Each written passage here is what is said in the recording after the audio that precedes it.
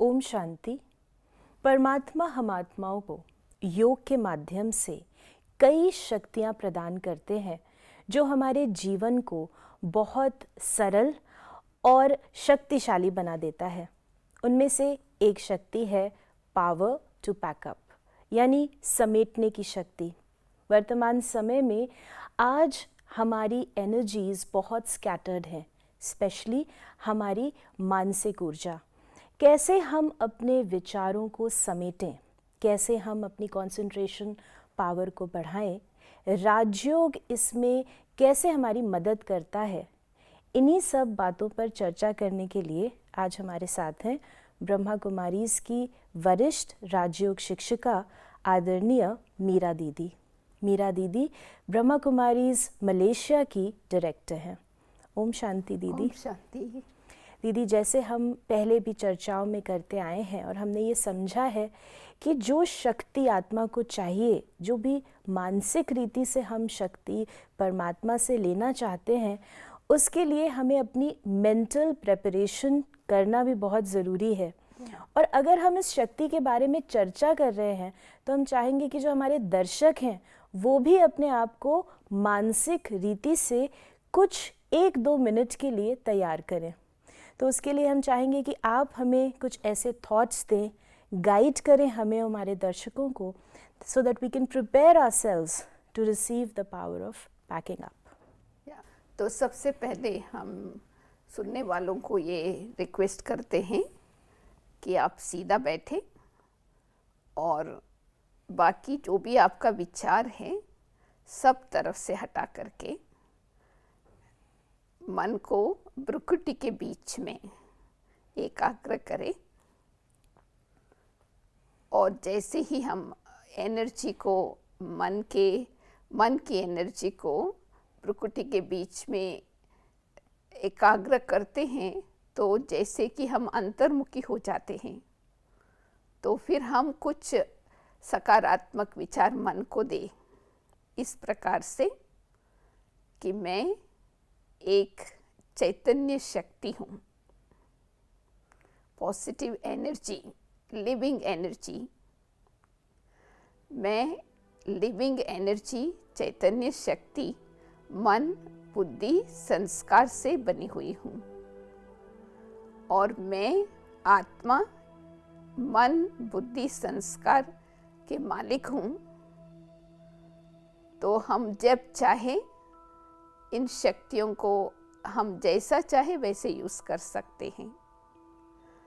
तो जितना जितना हमारा मन एकाग्र होगा, एक केंद्रीय होगा, एक ही स्थान पर, उतना हम एनर्जी को अपने में जमा कर सकते हैं। तो ऐसी स्मृति मन में ला कर के फिर अपनी जो मन और बुद्धि है वो परमात्मा के साथ जोड़ें। जैसे मैं चैतन्य शक्ति हूँ तो मेरा पिता परम पिता परमात्मा भी चैतन्य शक्ति परम ज्योति है।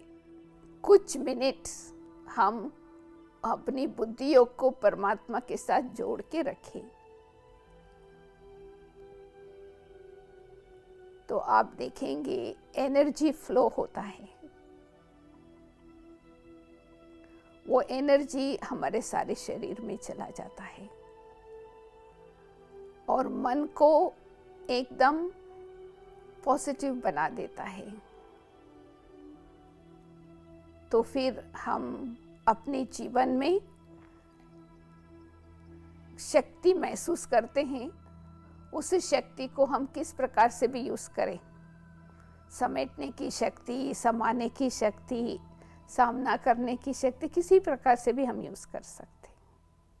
बहुत ही सुंदर कि हम सबसे पहले अपने विचारों को जो बाहर दौड़ते रहते हैं, इधर से उधर कूदते रहते हैं, उनको पहले अपने आत्मा, यानी मैं आत्मा हूँ, अपनी उस पर कंसंट्रेट करें और फिर परमात्मा से लिंक अप करें।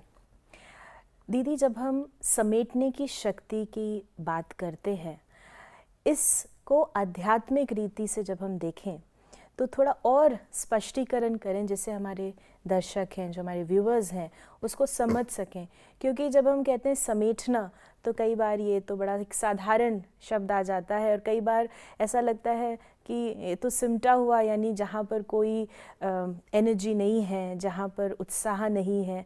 तो समेटने से क्या अभिप्राय तो है? मैं कहना चाहती हूँ कि सबसे पहले आप इमेज, समेटने की शक्ति हम कहते हैं ना, तो एक इमेज आपके सामने लाइए। तो आपके सामने क्या इमेज आता है? बोरी बिस्तरा। जैसे कि हम कहाँ पर यात्रा पर जाते हैं तो अपनी बैग एंड बैगेज पैक करते रखते हैं ना, कि इससे मालूम पड़ता है कि हम तैयार हैं अभी जर्नी के लिए। तो जीवन भी एक यात्रा है, तो हमको अपनी मन बुद्धि को सदैव संक्षिप्त करके रखना है, ताकि हम यहाँ से वहाँ कोई भी परिस्थिति, एक परिस्थिति से दूसरा परिस्थिति, एक दिन से दूसरे दिन में हम ईजी से जा सके। तो यहाँ पर हम आध्यात्मिक भाषा में कहेंगे समस्या की पेटी, संकल्पों का बिस्तरा। इसको हमको समेट के रखना है, विस्तार में नहीं। विस्तार का मतलब ये होता है क्यों, क्या, कैसे, कभी, तो सारा दिन क्वेश्चन मार्क। तो इसको कहते कि संकल्पों के बिस्तरे को सारा खोल करके रख देना। तो हमारे अंदर ये कला नहीं है कि एक सेकंड में हम फुल स्टॉप लगा दें। ये बहुत अच्छा आपने हमें बताया कि जो हमारी प्रॉब्लम्स हैं, समस्याओं की जो पेटी है या जो सूटकेस है, वो पूरा भरा रहता है और उसको भी हम सामान बाहर निकाल के देखते हैं, और या तो हम संकल्प या वेस्ट या फालतू संकल्प चलाते हैं। तो इसलिए हमको ये हमको कला सीखनी है। एक तो सेकंड में बीती हुई बात है ना, उसको फुल स्टॉप लगाने का, क्योंकि बीत गया ना। इसलिए कहते हैं ना कि past is history, future is mystery, what is present is gift. इसलिए समेटने की शक्ति होने से हम वर्तमान समय में रह करके उसका रहस्य को, उसकी शक्ति को हम जान सकते हैं। तो इसलिए समेटने की शक्ति का ये एक अर्थ है कि फुल स्टॉप बीती हुई बातों को सेकंड में लगाना। उसके लिए मैं एक आपको स्लोगन देती हूँ, शायद वो काम में आएगा। बिल्कुल। तो जैसे हमको सिखाया गया है राजयोग में, अब तक जो हुआ है बहुत अच्छा, अभी जो हो रहा है वो और भी अच्छा, कल जो होने वाला है अच्छे से अच्छा। तो जब सब कुछ अच्छा ही हो जाता है हमारे जीवन में, हमारे मन में क्वेश्चन नहीं निकलता, हमारा बोरी बिस्तरा बंद ही रहता है, ठीक है, अच्छा ही अच्छा, तो इसमें बुराई नहीं। तो एक तो हमको फुल स्टॉप लगाने का। दूसरा है, मानव के जीवन में यह आदत है छोटी बात को बड़ी बना देना, राई को पहाड़ बना देना, फिर उसको विस्तार करके सुनाना। ये क्यों करते हैं लोग? क्योंकि वो अटेंशन चाहते हैं। और दूसरा ये एग्जैजुरेशन है, तो छोटी बात, बस उसको बड़ी बात जब तक नहीं बनाएंगे तो समझते कि दूसरों का ध्यान नहीं जाएगा। तो समेटने की शक्ति का मतलब है कि जैसे बात है वैसे सुनाना। पहाड़ जैसा बात भी हो, उसको राई जैसा, एसेंसफुल, बस इसमें बीट अराउंड द बुश, घूम करके, घुमा करके, माल मसाला डाल करके सुनाने की जरूरत नहीं है। परंतु समेटने की शक्ति जिसको होगा वो सारांश में रहेगा, विस्तार में नहीं जाएगा। कई बार लोग बात करते हैं ना, इतनी बोलते फिर हमको समझ में ही नहीं आता है, फिर भी पूछना पड़ता, अच्छा आपने क्या बोला? तो माना उसके अंदर समेटने की शक्ति नहीं है। तो जिसको समेटने की शक्ति नहीं होता है, वो कभी भी अपने आप के अंदर शक्तिशाली महसूस नहीं करते अपने को। भले बोलते बहुत है, परंतु अंदर में खोखला, जैसे खाली। तो दीदी, आपने ये दो चीज़ें बताई, इसमें से दो बातें निकल के आती हैं, एक तो मन की बात और एक मुख की बात। तो पहले हम मन की बात को लेते हैं। जैसे आपने कहा कि स्वाभाविक रीति से जो क्वेश्चंस हैं वो बहुत मन में आते हैं, ख़ासकर जब कोई समस्या सामने आ जाती है। जैसे अभी भी सारा विश्व अगर कोई समस्या को देख रहा है तो समस्या के समाधान के साथ साथ मन में बहुत प्रश्न उठते हैं, ऐसा क्यों हुआ, किसने किया, मेरे मतलब बहुत सारे व्यर्थ विचार, क्वेश्चंस की क्यू लग जाती है। तो हम इसे स्टॉप कैसे करें? क्योंकि कई बार कहा जाता है कि यू शुड क्वेश्चन एवरीथिंग। तो एक जो इंटेलेक्चुअल जो बुद्धिजीवी रीति से अगर हम देखते हैं तो जो कल्चर है उसमें कहा जाता है you should always think and question. हर चीज़ को आप एनालाइज करिए, और एक तरफ हम कहते हैं कि जो है उसको फुल स्टॉप लगा दो, अच्छे से एनालाइज करना अलग बात है। जैसे थिंक बिफोर यू स्पीक, तो इसका अर्थ क्या होता है, हमारे आत्मा के अंदर मन और बुद्धि है। तो think means you must analyse but not to that extent that you lose the essence. ये तो कॉमन सेंस है, समझ करके करना। और दूसरा है कि जो कोई भी बात आती है तो किसी की आदत होती है बहुत सोच करके, प्रॉब्लम होता नहीं है, प्रॉब्लम बना करके नेगेटिव रीति से सोचना। जब हमारा नकारात्मक विचार चलना चालू होता है उल्टा, तो बहुत एनर्जी वेस्ट हो जाता है। तो मेरा कहने का मतलब जो कुछ हो रहा है अच्छा हो रहा, हमारा दृष्टिकोण को बदलना है। इसमें कुछ अच्छा ही होगा, इसमें अच्छा भलाई होगा, तो इसलिए हमको सोचने की ज़रूरत नहीं है। तो दीदी जब हम फुल स्टॉप लगाने की बात करते हैं, जैसे तो एक स्लोगन हमें मिला कि चाहे जो हुआ, जो हो रहा है और जो होने वाला है वो सब अच्छे से अच्छा है, इसलिए हम बहुत क्वेश्चन न करें, टाइम मत वेस्ट करें।